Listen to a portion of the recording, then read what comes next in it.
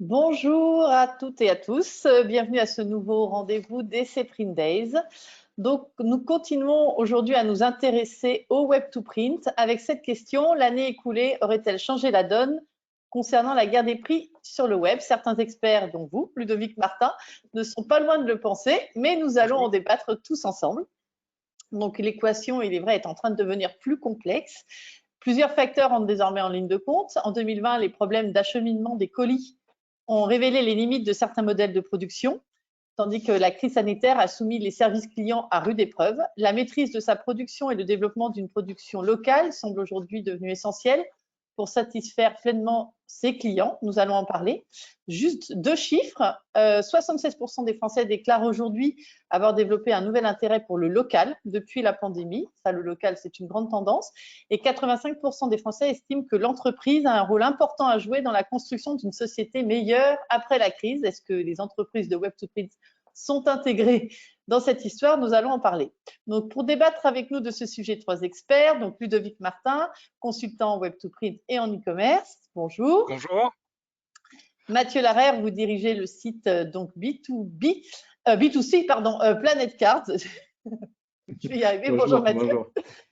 Et Abdella Benamou, bonjour. Vous accompagnez aujourd'hui des entreprises, des arts graphiques sur des sujets comme le nôtre aujourd'hui, via votre entreprise exponentielle, mais vous étiez précédemment aussi président du conseil d'administration de l'Artésienne. Enfin, vous avez fait une grande partie de votre carrière au sein de cette entreprise pendant au moins 16 ans. L'Artésienne, qui est imprimeur, je le précise, pour imprimeur de labeur, pour ceux qui ne connaissent pas encore cette entreprise. Donc, je commence avec vous, Ludovic. En quoi, donc, la question, la crise du Covid pourrait changer la donne sur ce sujet du Web2Print? Bonjour à toutes et à tous. Donc, moi, ce que j'ai pu observer l'an dernier, c'est un changement un peu de modèle, une forme de rupture. Je pense que depuis une dizaine d'années, on avait un modèle dominant qui était assez classique dans le e-commerce, avec d'un côté des guerres d'AdWords où tout le monde se bat pour avoir la position la meilleure sur Google ou sur Facebook, avec du coup des augmentations des enchères et des coûts par clic. Et puis en parallèle, un marketing qui était très orienté sur voilà, des promos permanentes, des happy hours, des codes venus du commerce électronique. Et puis à celui qui aurait le prix le plus bas. Et il faut reconnaître que d'une certaine manière, ça répond à une demande du marché et ça peut être attractif en première approche. Sauf que je pense que la crise du Covid, elle a révélé un petit peu la face cachée de ce modèle-là, c'est-à-dire que pour faire du prix bas sur l'imprimerie, mais comme dans d'autres secteurs, il n'y a pas de secret. Souvent, ça passe par des productions très standardisées en dehors de France, dans des pays où la main-d'œuvre est moins chère, avec des fois des transports qui sont très importants. Et aussi, ce qu'a révélé cette crise, c'est que lorsque des clients ont été un petit peu on va dire, en difficulté pour recevoir leur colis ou autre, ils ont eu des plateaux d'appel qui ont commencé à leur dire: alors attendez, c'est coincé à la frontière italienne ou à la frontière allemande, ou alors le colis, on ne sait pas trop où il est, etc. Ils se sont rendus compte que parfois, les centres d'appel ou d'assistance n'étaient pas toujours au même endroit que le centre de production, voire pas dans le même pays, voire pas dans le même continent. Et donc, du coup, je pense qu'il y a une prise de conscience chez certains acheteurs, alors peut-être plus chez les professionnels, que finalement, voilà, ça traversait l'Europe. On connaît tous l'histoire du pot de yaourt qui fait 3 fois le tour de la Terre entre la vache qui produit le lait et l'assiette du consommateur. Je pense que dans l'imprimerie, il y a eu une dérive un petit peu comme ça. Et comme dans le commerce, je pense que l'imprimeur de proximité, il a sauvé pas mal de monde pendant la crise en imprimant localement et en n'étant pas trop loin du consommateur. Et finalement, ça a permis de trouver des solutions, ça a après permis d'être débrouillard. Et du coup, je pense que voilà, la crise du Covid a dévoilé un petit peu le dessous de l'industrie de l'imprimerie en ligne et des dérives peut-être un petit peu des modèles mainstream. Et du coup, ça a peut-être favorisé, ou en tout cas, dans certaines configurations où le prix n'est pas le seul critère, c'est l'objet aujourd'hui, et où il faut sécuriser ses approvisionnements, où il y a une qualité de service qui est importante, ça a permis de révéler ça, et du coup de remettre un petit peu l'emphase sur des acteurs plus près, pour lesquels effectivement peut-être que le prix est un petit peu plus cher, mais où au final on en a pour son argent. Et donc, ce constat, vous dites, on le fait surtout dans le B2B. Est-ce que dans le B2C, où la guerre des prix est aussi très forte, Mathieu, est-ce que vous avez eu aussi ce ressenti? Alors, vous travaillez sur, faut dire, des produits qui étaient très spécifiques et avec le confinement, ça a été un petit peu compliqué, mais est-ce que justement ce problème d'acheminement, ce problème de qualité des produits, de valeur autour de ça, est-ce que dans le B2C, on le ressent aussi? Alors oui, cette année-là a été, comme vous dites, un petit peu compliquée. Et on a vraiment ressenti la prudence de tout un chacun, avec, on le voit, avec un niveau d'épargne en France, en Europe et dans le monde qui est très très haut. On voit que cette prudence, elle s'est reportée sur les achats. Et nous, en B2C, on voit vraiment que tout ce qui a été promotion a été très très poussé, avec des énormes promotions, beaucoup plus souvent. Et donc tous les acteurs, comme sur notre secteur là, de carterie personnalisée ou même jusqu'à la photo, on voit que voilà, les promotions ont été beaucoup plus élevées à des taux assez hauts et comme ça, voilà, beaucoup plus souvent. Et donc, il faut, là, on est parti dans cette année-là dans une course un petit peu à ces promotions récurrentes. Donc, oui, un petit peu compliqué. Après, nous, sur la production, on est un petit peu déjà à contre-pied, puisqu'on produit déjà tout à Marseille et on expédie à travers toute l'Europe. Alors, évidemment, il y a des difficultés. On ne parle pas du Brexit, mais voilà, on a des colis qui partent en Allemagne et dans tous les pays proches de la France. Mais on voit qu'en tout cas, ce qui concerne la France, tous nos clients ont ce petit aspect qui s'est révélé beaucoup plus cette année en disant, ben oui, est-ce que c'est bien fabriqué en France? Est-ce que ça part bien de Marseille? Est-ce que voilà, on voit que cette année-là a révélé ça un petit peu plus. Ouais. Oui, donc que ça soit en B2B, en B2C, les valeurs autour du produit que l'on va acheter, c'est-à-dire le lieu de production, le local, sont là. Mais est-ce que pour autant, ils sont prêts à payer plus? Parce que quand les lignes de budget, on est quand même en période de crise, ils sont prêts à faire, ils ont fait cet effort parce qu'ils n'avaient pas le choix, là, un petit peu.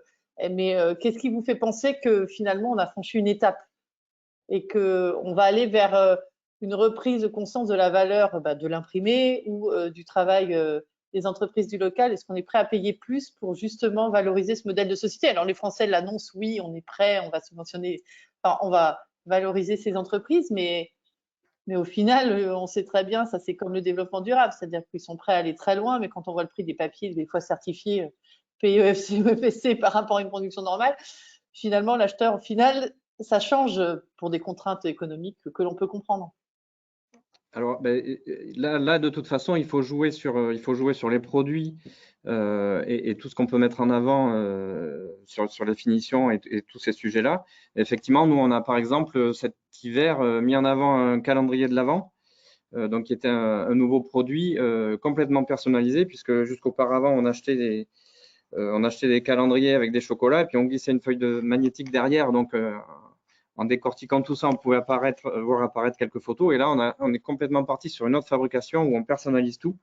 Tout l'emballage, donc c'est presque plus du packaging, mais tout l'emballage du calendrier de l'Avent. Et voilà, en ayant fait la promotion de ce type de produit ou de petits produits magnétiques complémentaires avec une nouvelle qualité et un nouveau process, ben on arrive à positionner des prix complètement différents et il y a une vraie réponse voilà, de tous les clients à travers ça en disant ben oui, c'est un produit complètement personnalisé, très sympathique, qui est fabriqué en France et donc on arrive à raccrocher et à ne quasiment plus se poser de questions sur les prix puisque le produit est là et, voilà, et on propose autre chose.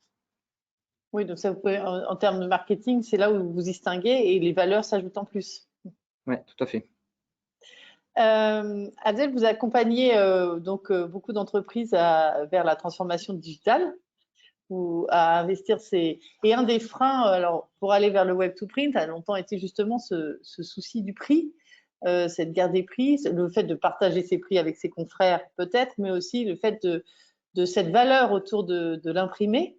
Donc cette guerre des prix n'a pas favorisé non plus cette transformation digitale des entreprises qui est pourtant nécessaire, par peur de perdre de la valeur.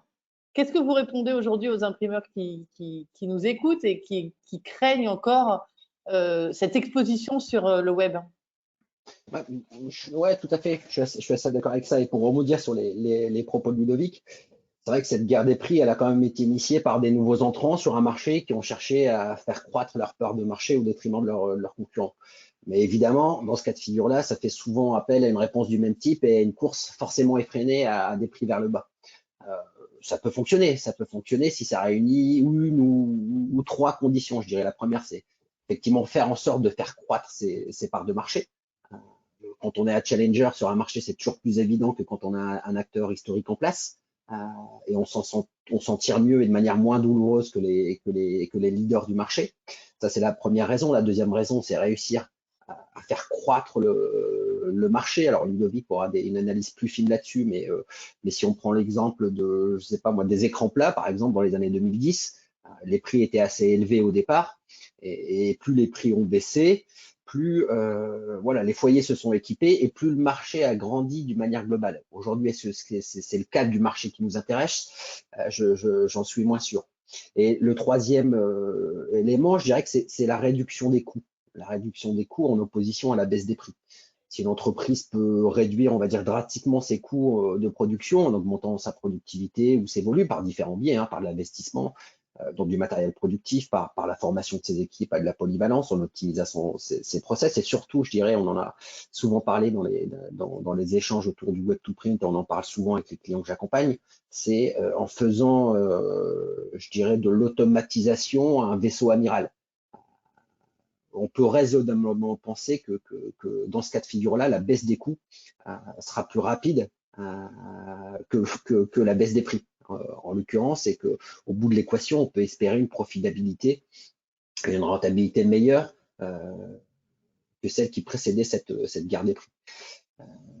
Maintenant, la course au prix bas et aux remises permanentes, elles sont aussi comme destruction, et on en parlait aussi, une destruction de valeur pour l'industriel ou l'imprimeur, le producteur, mais aussi pour l'utilisateur. Donc, il faut effectivement réussir à bien expliquer ce qu'il y a derrière un coût. On en parlera peut-être un peu plus tout à l'heure, mais pour revenir sur la question, Cécile, des imprimeurs qui ont toujours un petit peu peur qui ont toujours en tête cet adage de pour vivre heureux, vivons cachés et ne montrons pas nos prix à nos concurrents.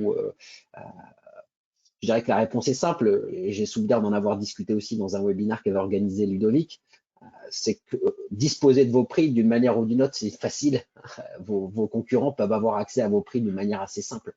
Et d'une manière générale, pensez toujours, et c'est souvent quelque chose que je répète, c'est qu'il y a toujours une question de risque ou d'opportunité. Quel est le risque, effectivement, que vos concurrents voient vos prix, et alors? Fondamentalement, et alors? Mais l'opportunité, c'est aussi d'être visible pour une audience qui est beaucoup plus large que celle que vous allez pouvoir adresser avec vos commerciaux traditionnels et leur mallette. Et encore une fois, j'ai l'intime conviction que mettre un soupçon d'intelligence et de sens derrière un prix a toujours plus d'effet qu'une course effrénée à la remise. Derrière un prix, pourquoi vouloir toujours se cacher, quoi? La transparence, pour moi, a toujours eu du bon, et ça a toujours été le message que j'ai pu dispenser à mes équipes commerciales, c'est que derrière un prix, il y a une logique de coût. Et j'ai jamais interdit à mes commerciaux d'expliquer ce qu'il y avait derrière un prix. Derrière un prix, il y a le respect d'un cahier des charges propre aux clients. Il y a des engagements sociétaux, environnementaux, en termes de qualité, des engagements en termes de service, une promesse client. Et rien n'empêche les commerciaux d'être, comment dire, pédagogues sur la façon dont les prix, et les imprimeurs d'une manière générale, d'être pédagogues sur ce qu'il y a derrière le prix. Et encore une fois, j'ai souvent tenté d'amener mes commerciaux vers ça, c'est de comparer ce qui est comparable. On ne peut pas se battre sur tous les marchés, on ne peut pas se battre sur tous les produits, mais chaque entreprise a une offre qui est singulière, charge à ses équipes, à ses commerciaux, à ses dirigeants de la défendre et de la vulgariser auprès de ses clients. Et une dernière chose, je pense que il faut aussi réussir à envisager le commerce. Et puis d'ailleurs, une petite aparté, c'est que le Web2Print, il n'a pas inventé le commerce, hein. Le commerce existait bien avant, et on n'a jamais empêché les commerciaux d'être pédagogues sur ce qu'il y avait derrière leur prix, ce qu'il y avait comme service, ce qu'il y avait comme valeur derrière son produit. Maintenant, c'est vrai que j'ai souvent pesté parce que j'ai toujours trouvé que les imprimeurs se plaignaient, et moi le premier, hein, des pure players du web qui venaient grappiller un peu des parts de marché sur les imprimeurs historiques.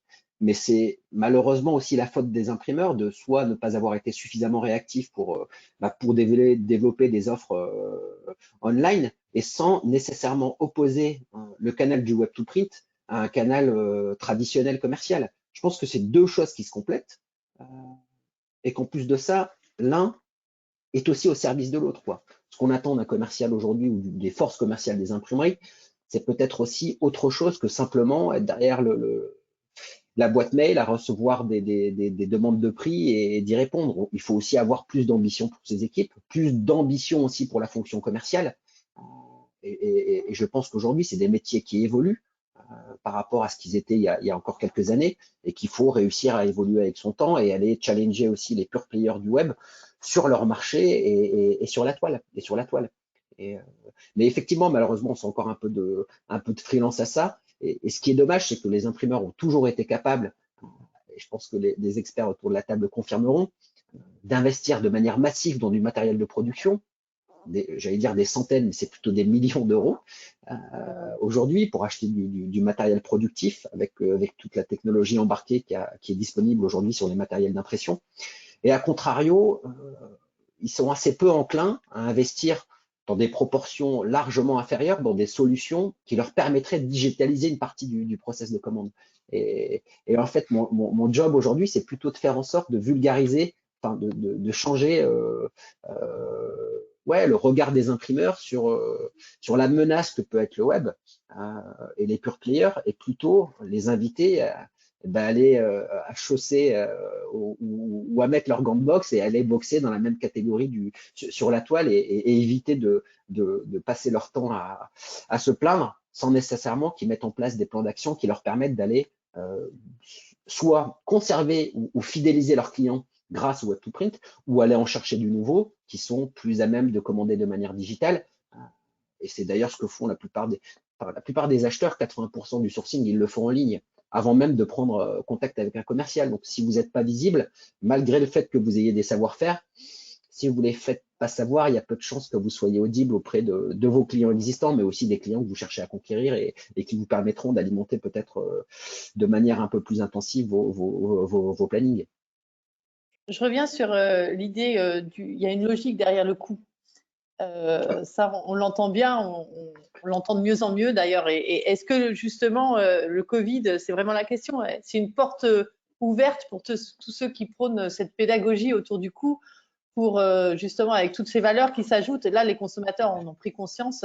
Est-ce que, alors, quand on fait du B2C en termes de marketing, alors, il y a des remarques, il y a beaucoup de remarques sur le chat. Donc, je crois que c'est pour vous, Mathieu. On nous dit oui, mais sur le site d'un de vos intervenants, donc je pense que c'est vous, il y a des promotions à 40% en ce moment. Donc, je pense qu'il y a là aussi la réalité économique, mais je vous laisse répondre. Il y a beaucoup. Est-ce que finalement, il ne tue pas dans l'œuf juste le coût de son produit et de la valeur ajoutée et que finalement, on achète toujours trop cher? Donc ça, voilà. Et on reviendra sur la logique de coût après. Effectivement, il y a la réalité économique.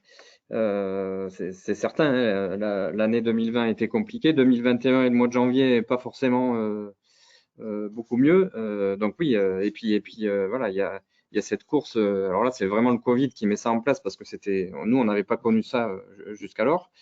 Donc pour répondre, voilà, oui, on est aujourd'hui un petit peu contraint de poursuivre ça.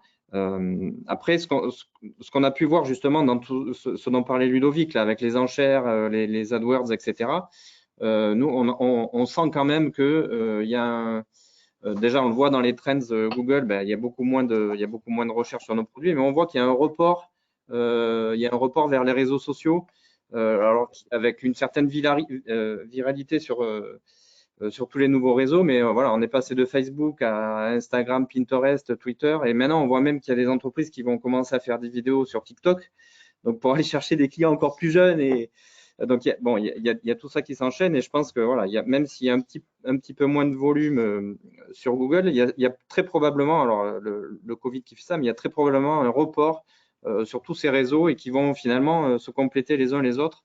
Alors avec toujours de la publicité et des enchères, parce qu'il ne faut pas se leurrer, sur Facebook et Instagram, il y a toujours des publicités, et même s'il y a du naturel, il y a tout ça qui est mis en avant.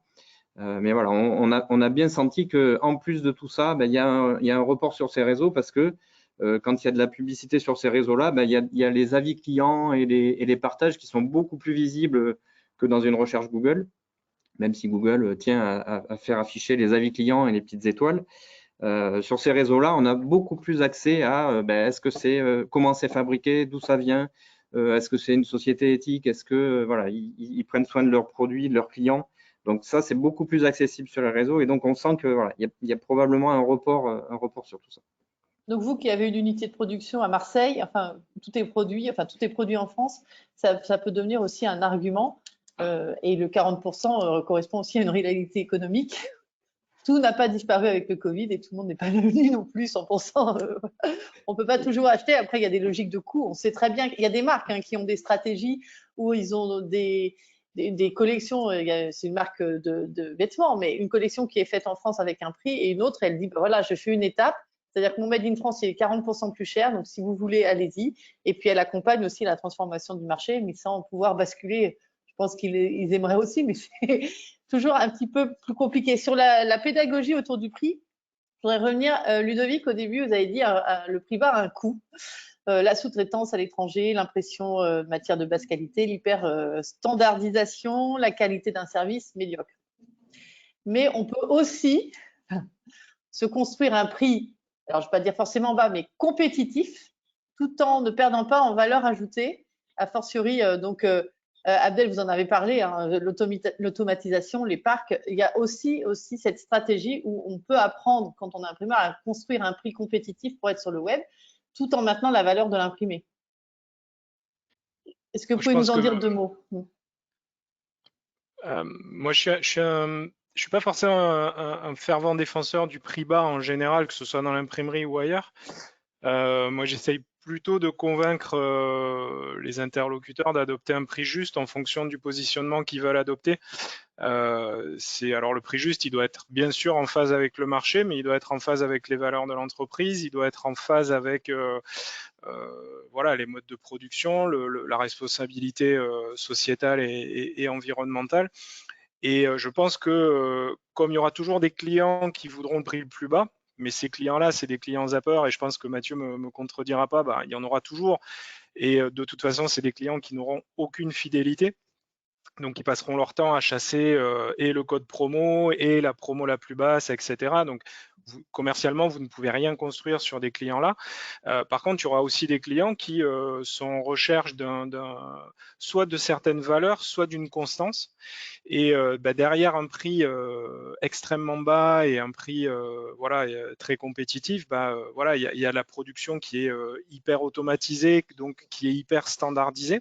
Et donc vous ne pouvez pas déroger de quelques millimètres, que ce soit dans la conception du produit ou du service qui est demandé.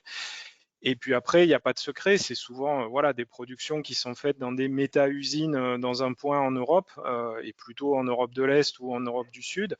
Et puis après, tous les postes de coût qui arrivent dans le cycle de vie de la commande vont être outsourcés dans les pays où la main-d'œuvre est la moins chère. Et ça, les clients voilà, commencent à le comprendre. Alors, il y en a qui se disent, je m'en fiche, moi, ce qui m'intéresse, c'est d'optimiser mes achats de print. Et puis, il y en a d'autres qui se disent, soit ça ne m'intéresse pas comme modèle sociétal, et donc ils cherchent autre chose. Soit il y en a d'autres, et moi, c'est quelque chose que j'ai observé un peu plus dans le B2B, qui résonne en prise de risque. Donc, il y a beaucoup d'acheteurs dans les grandes entreprises qui résonnent par rapport au facteur risque. Ce facteur risque, ils l'ont éprouvé au moment du confinement parce que le fait d'acheter dans des méta-usines à l'autre bout de l'Europe, ils ont eu des gros problèmes de logistique. Et donc, ils se disent, non, là, le risque, il est trop important quand je dépends d'un seul fabricant qui a une seule usine. Je vais l'éclater sur plusieurs fabricants et plus proche de mon lieu de livraison. Et par rapport au facteur risque, ils cherchent d'autres interlocuteurs. Et le dernier point aussi, c'est l'impact environnemental. Il y a de plus en plus de grandes entreprises et même de PME qui ont des politiques environnementales et donc qui essayent de calculer l'empreinte carbone de leurs différents achats. Et quand vous avez des commandes qui traversent toute l'Europe en camion, le coût carbone est pas neutre pour ces sociétés-là.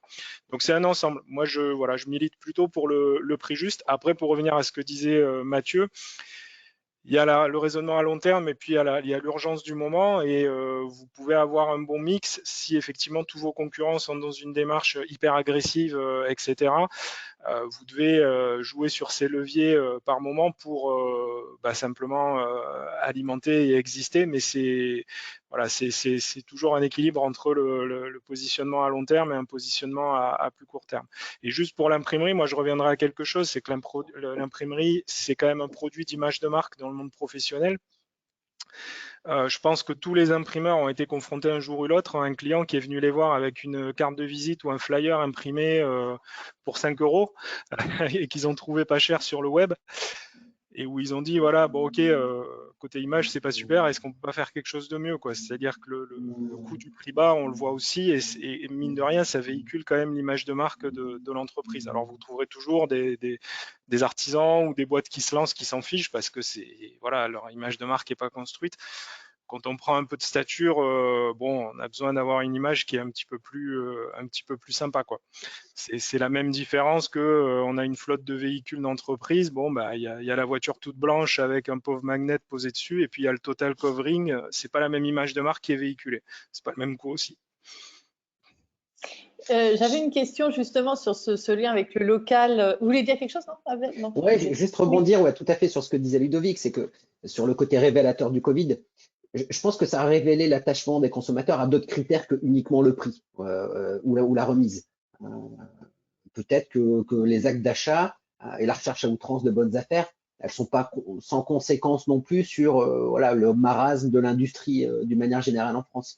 Et je pense qu'aujourd'hui, chacun aspire à ce que son acte d'achat soit une expérience sociale positive. Pour eux, mais aussi pour les gens qui font travailler. Et c'est vrai que vous parliez des quelques études que vous avez citées en préambule. C'est vrai que de plus en plus, enfin, je crois que c'est 50% des Français qui déclarent, prêter attention à de nouveaux critères, comme la traçabilité ou l'origine de fabrication des produits, par exemple. Et pour 84%, je crois que j'avais noté que des Français, ils estiment que c'est aussi le rôle des entreprises que de communiquer sur leurs responsabilités, leurs engagements au niveau social, sociétal et environnemental. S'il y avait, je dirais, un bénéfice à tirer de la crise, celui-ci pourrait être peut-être la recherche effectivement de relocalisation, la proximité, la réactivité qui deviennent des enjeux essentiels. Ludovic le disait, dans la gestion de risques en temps de crise. Et je lisais des études hier sur les fonctions achats et les directions achats.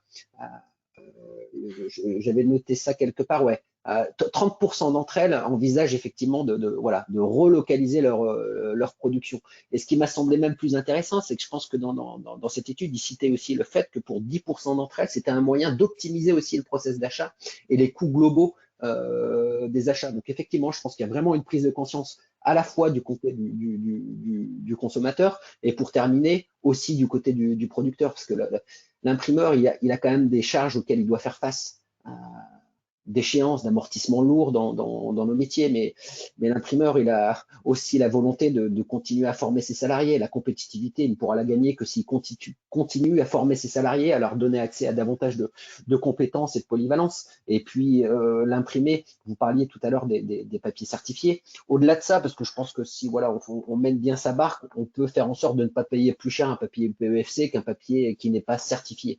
Peut-être que dans certains modèles, et là du côté des web printers, on a un petit supplément PEFC.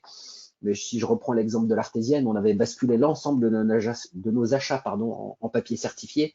Et la différence, on va dire, elle est de 0 sur le prix d'achat. C'est une question aussi de logique ou d'organisation des achats, même si évidemment, l'imprimeur doit quand même faire face à certaines dépenses de normalisation.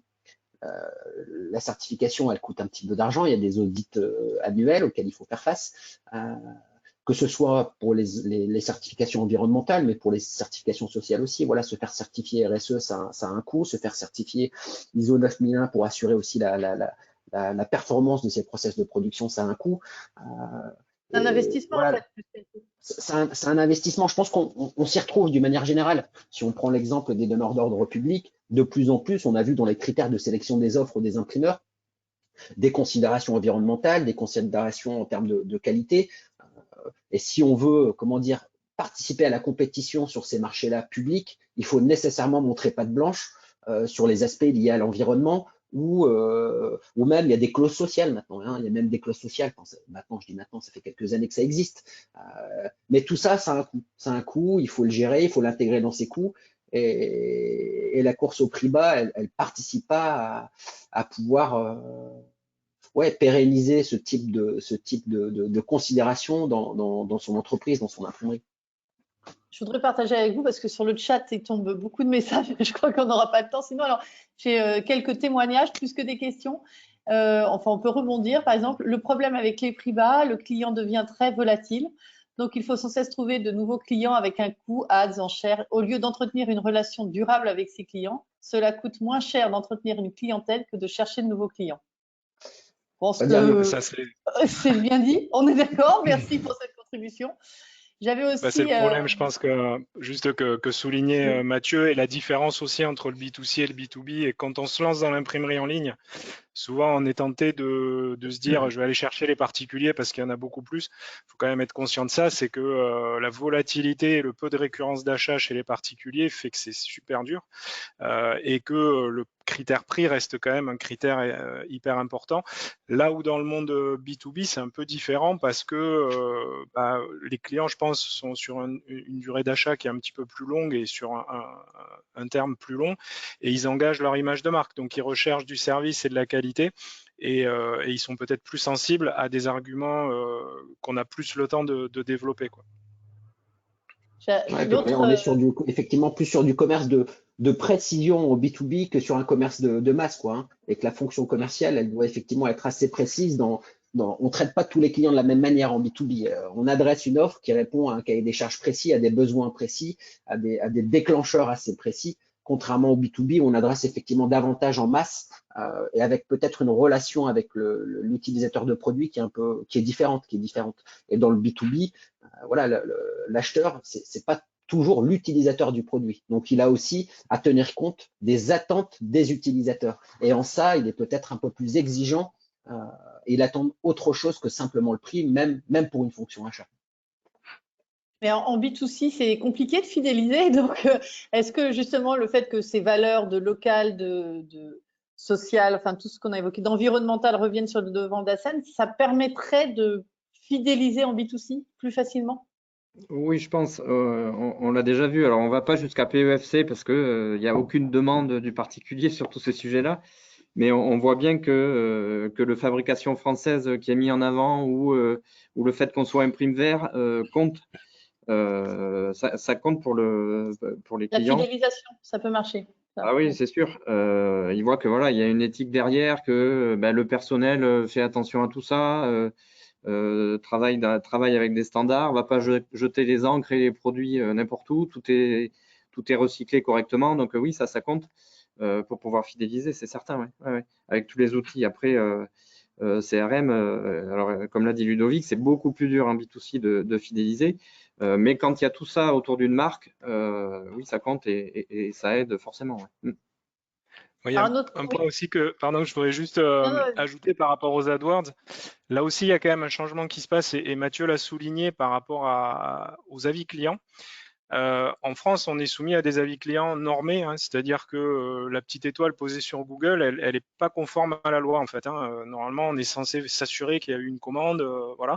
Les fraudes commencent à surveiller ça de plus en plus. On l'a vu dans les secteurs du voyage ou de l'hôtellerie où on a tous eu des expériences où voilà, l'avis qui était mis, c'était l'hôtelier ou, ou un concurrent parfois du restaurant qui le déposait.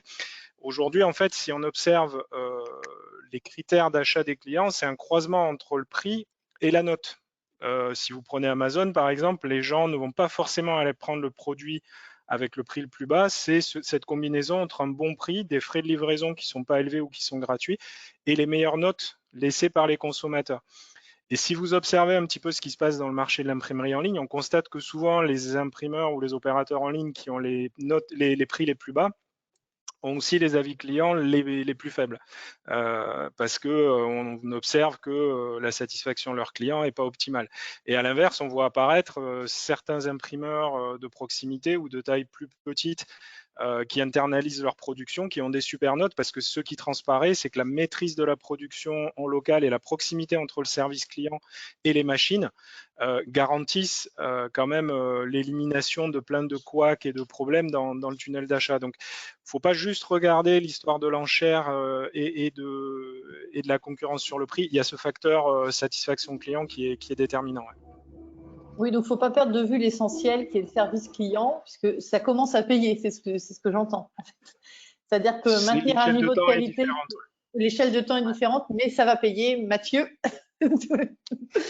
j'ai un témoignage aussi. Alors attendez, parce qu'il y en a beaucoup, j'arrive dessus. Voilà, c'était pour vous, Abdel et monsieur, un intervenant, alors un homme, une femme, je ne sais pas. Merci, monsieur Benamou, de rappeler que le travail est de savoir vendre plutôt que d'afficher des prix bas. En effet, un prix correspond à quelque chose. Pour cela, il faut former les commerciaux et informer, voire former les clients pour les faire évoluer dans leur pratique d'achat.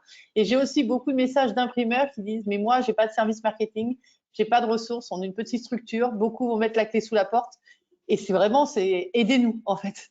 Oui, pourquoi pas, mais on a beaucoup de messages en disant « voilà, j'ai 55 ans, je ne sais pas, on voit beaucoup d'entreprises. » On voit les entreprises qui ferment et c'est vrai qu'ils sont, on peut comprendre qu'ils sont un peu perdus parce que ça a été aussi extrêmement vite. En fait.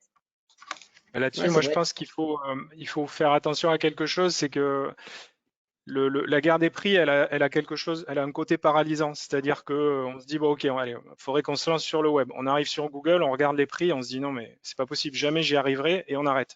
Et il y a beaucoup d'imprimeurs qui en fait sont un peu paralysés comme un lapin au milieu des phares de voiture parce qu'ils voient ces prix-là et du coup ça les paralyse. Je pense que quand on se lance dans l'imprimerie en ligne, à un moment donné, il faut faire un peu la tortue, c'est-à-dire se dire, j'ai des clients qui sont en demande. Si je fais rien, ces clients-là, je les perds, ils vont acheter ailleurs. Donc, j'ai déjà des clients. Je commence à me concentrer sur eux. Je sais ce qu'il y a ailleurs. Donc, j'en tiens compte. J'essaye d'être pas trop loin des prix de marché, mais j'oublie un peu les prix bas, les promos permanentes et tout, et je vais me concentrer là-dessus. Je vais essayer d'apporter le meilleur service. Je vais essayer de satisfaire mes clients. Et puis, rendez-vous dans quelques mois. Et souvent, vous verrez que si vous adoptez cette posture, vous allez avoir des gens qui vont vous dire « Ah vous savez quand même, vous faites un super service, c'est différent d'ailleurs. On est content de voir que les gens qu'on a au téléphone, on entend les machines derrière et ils apportent un service. » Et vous allez vous faire votre clientèle. Alors, ça ne sera pas la même clientèle que les boîtes qui passent à la télé et qui font des promos à gogo. Mais l'important, c'est que vous fassiez votre clientèle et que cette clientèle-là, elle vous permette d'amortir la crise, voire de vous développer. Et je pense que c'est vraiment, voilà, faut faire attention à cette paralysie-là que créent les prix bas.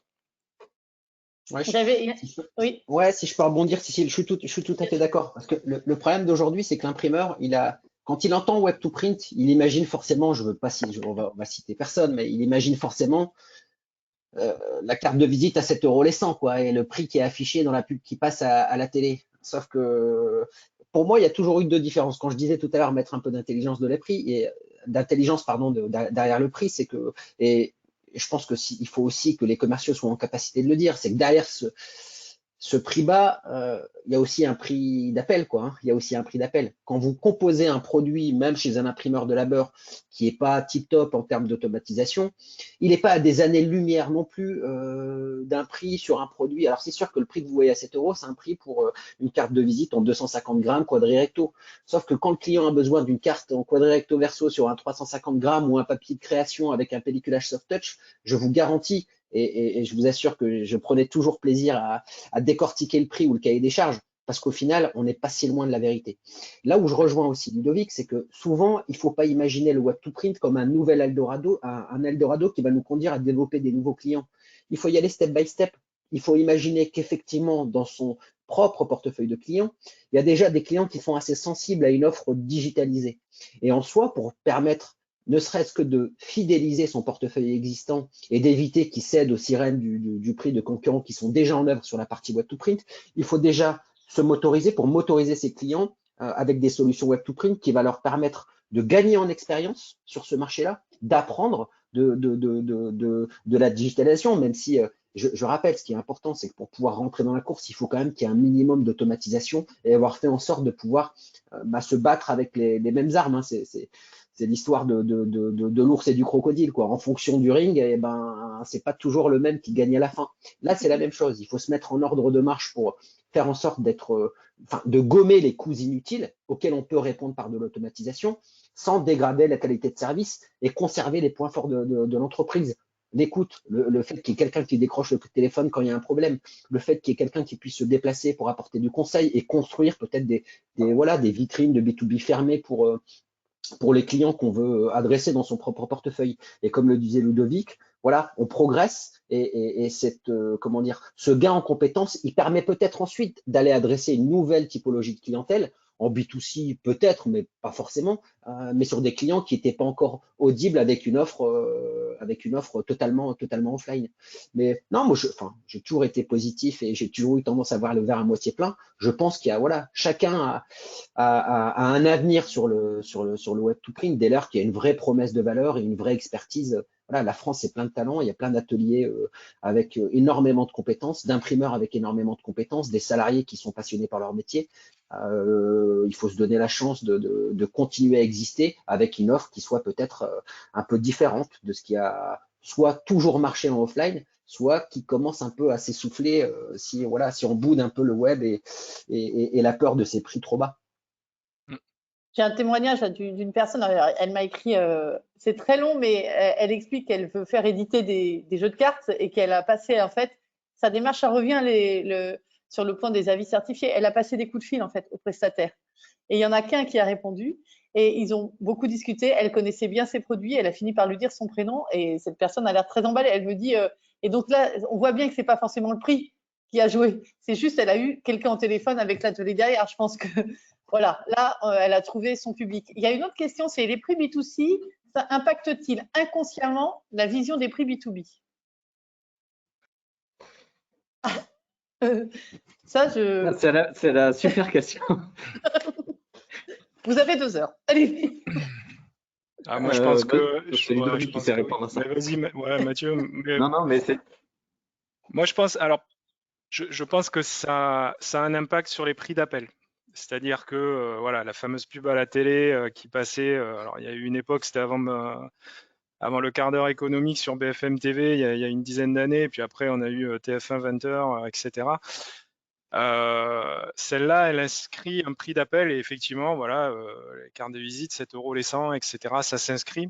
Et le consommateur qui voit ça à la télé, il est acheteur professionnel, donc il ne va pas comprendre qu'on lui propose ça à 40 € ou 50 € ou plus. Ou alors, il va falloir bien lui expliquer. Après, moi, je reste quand même convaincu que souvent, il y a un test, on goûte ce type de produit et on voit ce qu'on a pour ce prix-là.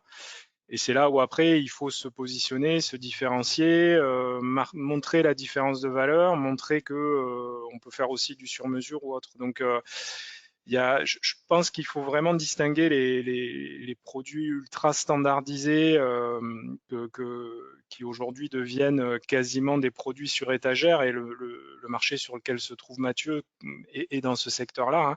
Dans le monde professionnel, on va avoir la carte de visite, le roll-up, etc. Ça devient des produits de consommation courante.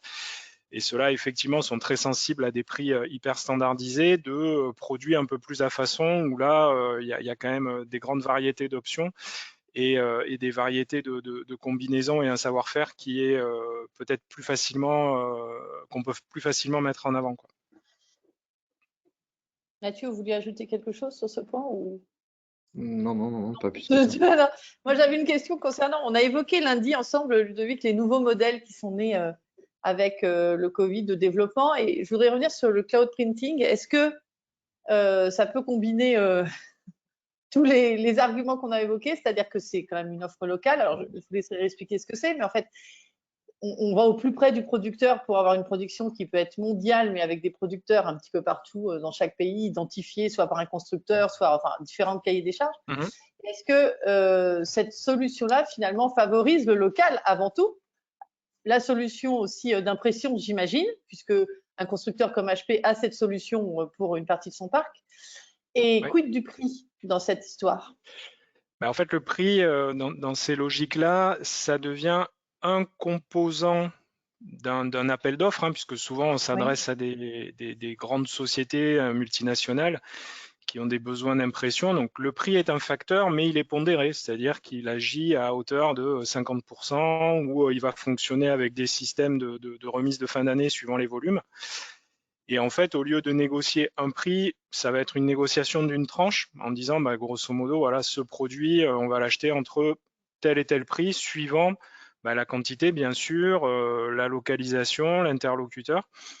Et les autres facteurs qui vont entrer en ligne de compte, ça va être l'empreinte carbone, donc le fait qu'on fasse voyager la donnée plutôt que l'imprimer et qu'on imprime proche du lieu de livraison, on va réduire l'impact carbone. Donc ça va entrer aussi dans le mix. Et pour l'entreprise acheteuse, c'est aussi un coût. Et ensuite, le point très important qui commence à prendre une part importante suite à l'année qu'on vient de vivre, c'est l'éclatement du risque. C'est-à-dire au lieu d'avoir un seul fournisseur chez qui j'approvisionne 80% de mes commandes, mais si les camions ne roulent plus ou si l'usine subit un problème, je mets en carafe toutes mes franchises en Europe pendant un mois. Bon, là, j'ai 15-20 fournisseurs et j'éclate mon risque. Et ça, les acheteurs sont extrêmement sensibles à ça parce que c'est dans leur mission aujourd'hui de réduire ce facteur risque. Donc, c'est un mix, en fait. On n'est plus sur… Mais du coup, ça pondère le niveau prix, voilà, la force du prix par rapport à tous ces autres éléments, en fait. Ouais, ça le ramène à une des composantes de la prise de décision, mais qui n'est plus la seule. Et comme le disait Abdel, il y a le RSE aussi qui est pris en compte de manière de plus en plus importante. Et puis, moi, je rajouterais aussi que dans des directions achats, dans des directions marketing, on sait qu'on a besoin d'avoir des interlocuteurs qui ont du métier, qui sont capables d'apporter du conseil et qui ne sont pas juste des opérateurs derrière un écran qui vous disent alors dans mon back-office, je vois que la commande elle est en statut expédié, c'est qu'elle est expédiée. Et je peux vous donner un numéro de tracking et c'est tout, quoi. Aujourd'hui, il y a quand même beaucoup de professionnels qui ont besoin de conseils sur les matières, on fait des produits de plus en plus sophistiqués en ligne, que ce soit du packaging, du grand format, de l'étiquette. Et les gens ont des besoins, ils ont des problématiques, mais ils attendent du conseil. Ils ne vont pas comprendre tout par eux-mêmes en lisant des fiches techniques, ils n'ont pas toujours le temps. Et ils aiment bien, comme vous le disiez, avoir quelqu'un au téléphone qui va leur dire expliquez-moi ce que vous voulez faire avec ce produit, et puis je vais vous dire, voilà, prenez plutôt ça ou pas ça, faites votre fichier de telle manière. Je sais que c'est un autre sujet, mais le contrôle PAO, pour moi, c'est souvent un élément discriminant. Alors, c'est un élément qu'on a du mal à vendre. Souvent, le contrôle de fichier, il est offert. Mais la grande différence entre beaucoup de plateformes standardisées du web et des imprimeurs de proximité, c'est qui fait le contrôle PAO. Sur beaucoup de plateformes, c'est du contrôle automatisé. Donc, en gros, on va contrôler 5-6 facteurs et puis hop, ça part en production. Chez des imprimeurs locaux, souvent, c'est un graphiste qui va faire le contrôle. Il va bloquer s'il voit quelque chose qui n'est pas réalisable. Peut-être s'il voit une faute d'orthographe, un truc tout bête. Et puis souvent, il va appeler le client en lui disant, écoutez, voilà, votre fichier, il ne faudrait pas le faire comme ça parce que le résultat ne va pas être chouette. Je vais vous expliquer comment il faut faire. Ça, vous ne le monétiserez pas, mais votre client, vous allez le conserver et il va voir la différence avec d'autres opérateurs. Donc, la fois d'après, il y réfléchira à 2 fois parce que vous allez l'accompagner dans la durée. Et je pense que c'est toute la valeur du professionnel, quoi. Je suis tout à fait d'accord, Ludovic. On peut peut-être pas le monétiser, mais on a le devoir de le valoriser, quoi. Et c'est tout l'enjeu. C'est tout l'enjeu parce qu'une faute d'orthographe dans n'importe quel flux aussi développé qu'il puisse être, il n'y a pas de flux qui va la détecter, contrairement à l'œil humain et la graphiste ou le graphiste qui est derrière son ordinateur qui prendra le temps de prendre son téléphone. Tout ça, il faut bien avoir conscience pour voilà, les acheteurs, les consommateurs, les donneurs d'ordre, que ça a une valeur qui est difficile à comprendre quand on compare uniquement le prix, mais qui prend tout son sens lorsque ce genre de coquille arrive. Et au final, quand on fait le calcul, ça coûte par moment beaucoup plus cher de reproduire une deuxième fois que d'accepter de payer 10, 15 ou 20% plus cher avec le niveau de service associé qui nous aura permis d'éviter de reproduire une deuxième fois avec tout ce que ça comporte comme considération, même environnementale d'ailleurs. Et puis dans le respect des timings, quoi. On a besoin d'un produit dans 3 jours, on n'a plus le temps de le réimprimer quand on a laissé passer une coquille de ce genre-là, tout à fait. Justement, Mathieu, vous faites des faire-part. Vous avez cet œil humain parce que c'est extrêmement stratégique. Oui, mais alors effectivement, on ressent ça complètement avec le service client parce que oui, on a des options où on peut demander la vérification au total si quelqu'un a un doute sur des fautes d'orthographe ou on a même vu des gens qui ont oublié de modifier l'année. dans nos outils. Donc bon, PB qui est né en 2022, c'est un peu ballot. Donc oui, il y a quand le service client rappelle en disant, ben voilà, on a détecté ça, corrigez-le, etc. Sur l'expérience client, c'est indéniable, c'est parfait. Ouais. Merci beaucoup. Ça nous évite effectivement de réimprimer et de renégocier la réimpression avec une remise, etc. Donc oui, il n'y a pas de débat là-dessus. Mieux vaut prévenir que guérir. C'est sûr. Merci beaucoup. En fait, j'espère que vous avez répondu. Il y a eu beaucoup, le chat a été extrêmement dynamique de personnes qui appellent à l'aide d'imprimeurs qui disent mais moi j'ai pas de ressources marketing, je ne sais pas comment faire. C'est même plus tant l'outil Web2Print que même dire pour apprécier ce marché. Donc j'imagine que vous avez encore beaucoup de travail devant vous, Abdel et Ludovic, pour accompagner cette profession. J'avais une petite remarque pour vous, Abdel. Est-ce que vous avez un site web, on me demande? En fait, on parle beaucoup de Web2Print, mais est-ce que vous avez… Je ne trouve pas votre site. Je suis en train de construire. Il est en construction. Il est en construction, pour tout vous dire. Donc, on vous partagera l'adresse de site très bientôt. Donc, merci. Hein, c'était plutôt très optimiste, je trouve, pour l'avenir de la profession, même si on n'est pas… Oui, Ludovic? Juste pour répondre à la question que tu soulevais, les imprimeurs qui se retrouvent un peu tout seuls, Oui. je pense, mettez-vous en réseau. Remonter vers des réseaux comme un prix club, comme d'autres réseaux et ne restez pas seul, essayez de partager avec vos pairs et voilà. Et une dernière chose pour compléter ce que vient de dire Ludovic, je vais faire sa pub à sa place, c'est que en fait le problème aussi des imprimeurs, c'est qu'ils sont souvent absorbés par l'opérationnel, par le quotidien de la vie de leurs entreprises. Mais il faut aussi prendre le temps de lire et d'être curieux et d'aller regarder ce qui se passe. Même sur Internet, pour un imprimeur, c'est pas interdit de s'abonner à un blog comme celui de Ludovic où il y a énormément de contenu. Et abonnez-vous, vous recevrez des mails avec des choses qui vont vous ouvrir l'esprit sur le métier, son évolution, et dans lequel on peut retrouver pas mal d'informations et essayer d'appliquer des solutions ou des recettes qui sont pas universelles, mais les adapter à son entreprise et à son marché. Je confirme ce que dit Ludovic pour faire partie d'un prix club. Moi, j'ai adhéré à ce groupement d'imprimeurs il y a 4-5 ans à peu près, et c'est quasiment constitué d'imprimeurs de labeur. Et bon, on me disait, qu'est-ce que tu viens faire là? Et en fait, tous les échanges qu'il y a eu autour de tout ça, bon, les achats, c'est une chose dans le groupement, mais les échanges qu'il y a autour de tous ces imprimeurs et tous ces questionnements qu'on voit sur le chat qui est très nourri là, ben, c'est au quotidien ou à travers les différentes réunions, et donc d'être dans un groupement et voilà, de pouvoir partager et sa solitude et de bénéficier de conseils, c'est primordial. Merci beaucoup à tous les trois. Tous les liens utiles vers les blogs, les futurs sites qui arrivent. Et si vous voulez vous faire part, le site de Planète Card seront sur le site internet du salon, salon-cprint.com. Vous aurez aussi du contenu si vous le souhaitez, et notamment beaucoup de chroniques de Ludovic, qui est notre partenaire fidèle depuis de nombreuses années. Donc, ce rendez-vous est terminé. Évidemment, si vous voulez le réécouter, le replay sera disponible à partir de la semaine prochaine sur le site du salon avec tous les liens utiles. Prochain rendez-vous des Print Days aujourd'hui 13h30. On parlera de covering et de design graphique, qui est un métier qui est dans l'ombre, mais qui apporte aussi beaucoup de valeur ajoutée. Donc, je vous invite à suivre cet échange avec Julien Margoton, qui est un expert en la matière et qui nous décryptera des projets pour nous montrer comment réussir son projet de covering. Merci beaucoup à tous les quatre. À très bientôt. Merci Cécile. Et très bonne fin de journée à tous. Au revoir. Merci. Au revoir. Bye bye. Bye. Bye bye.